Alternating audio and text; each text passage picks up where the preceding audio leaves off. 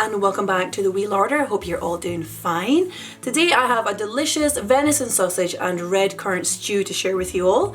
This recipe is so easy to make and it's a really nice recipe that you can change up to match whatever vegetables you have available seasonally or in your fridge. So you can change the vegetables and herbs in the recipe itself, and whatever you want to serve with it, you can swap that around as well. So I've served up with red cabbage and wee tatties, but it also works really well with roasted vegetables or some rice or mashed tatties even, just whatever you fancy. So I've actually used fresh red currants in this recipe, actually they were frozen, but they were fresh out of my own garden. But you can use red currant jelly as well if you want to. If you are using the jelly, just make sure you don't add too much. I think it's honey that's in the recipe. Just make sure you don't add too much of the honey so it's not super sweet. Unless you like it super sweet, of course, go for the honey as well.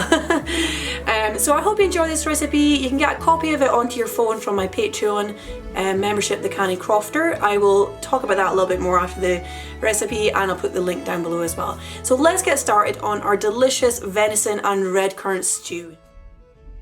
So for our venison sausage and red currant stew, we're going to need these lovely ingredients here. So they're nice and simple, and you can swap up the veggies a little bit if you want to as well.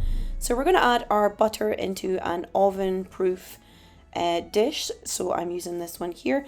We're going to add our sausages in as well. So we're going to brown those for about 10 to 15 minutes or so. So they are going to be about sort of half cooked by the time we're done, but that's fine.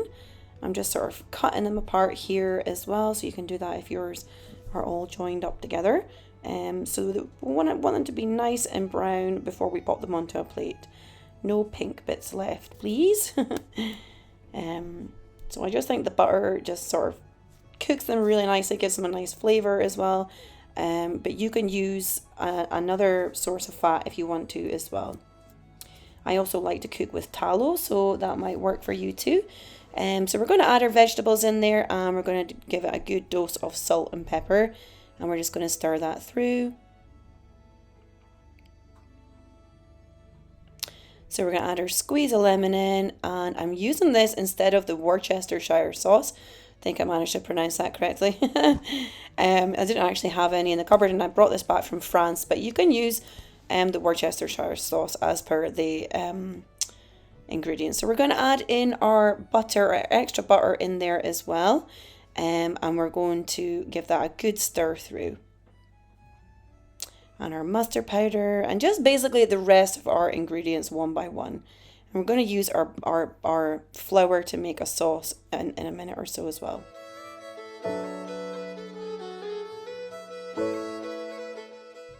So we're adding in our flour here. I usually just measure by eye, as you can see. If you want to be precise with the measurements that I've given in the instructions.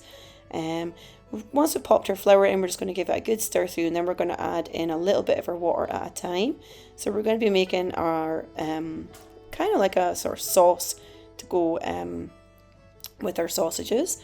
We're going to add our sausages back into here in a minute or so as well. So we're just going to add a little bit of honey in there too. And if it starts to get too thick, just keep adding in a little bit of water.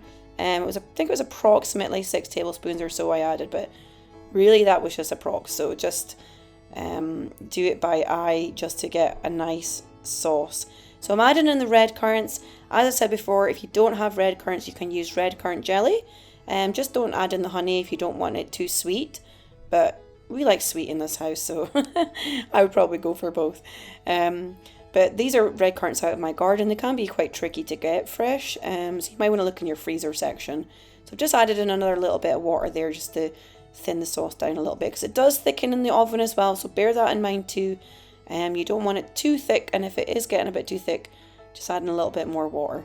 So we're just going to give that a good stir through there. Our sausages are nice and brown. And we're going to add in our herbs. I think the colours in this dish are looking very vibrant. I've not even boosted the saturation or anything in this video. It's just really bright and colourful, which is still nice for summer as well, but really this is an autumn dish, and it's something to sort of keep you warm in the colder months. So I'm just adding in another little bit of water there because it was just starting to look a little bit too thick for going into the oven. So we're going to pop it into the oven 180 for 30 minutes, and it should look something like this once it is ready. Just make sure your sausages are cooked through, but they should be fine after half an hour. And they should be nice and brown on the top as well. So we're going to serve this up with some cabbage and some tatties, but you can use whatever is seasonal to you, and just whatever you have available in your fridge as well. Don't buy anything extra if you've got stuff to use up. So we're going to serve up about 2 to 3 sausages per person, 2 for some of the kids, 3 for the adults. And to be honest, I think I had 2 actually, and that was enough for me. So it's entirely up to you how much you want to have, but 2 or 3 is fine. I love red cabbage as well. I boiled it this time with a little bit of salt, but you can add a little bit of apple in it as well if you're boiling it too. And that's always really nice.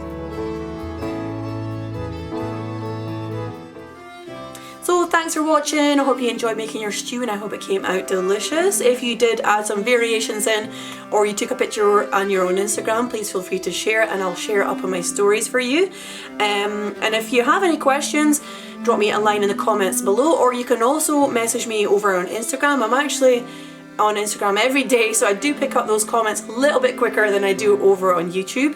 And I also share a little bit behind the scenes in the Wee Larder kitchen as well, and just a little bit of my life, just a wee sprinkling. I'm always out running or walking and stuff, so if you want to see a bit more Scotland, pop over onto Instagram and you can follow me on my stories over there as well.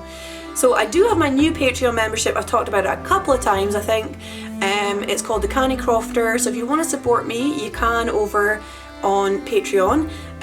All my future recipes from YouTube, my Instagram page, my website will all be collated onto Patreon for printing out or for saving on your phone. So they're all the PDFs of the recipes are over there. I think that's everything from me. I hope you're all doing fine. It's been so long since I've been on YouTube, and I do apologise. It's just been such a busy year for me. I don't know where the time has gone. And I'm just kind of getting back into it now. So, anyway, it's bye from me this time, so take care and lots of love from me. Bye bye.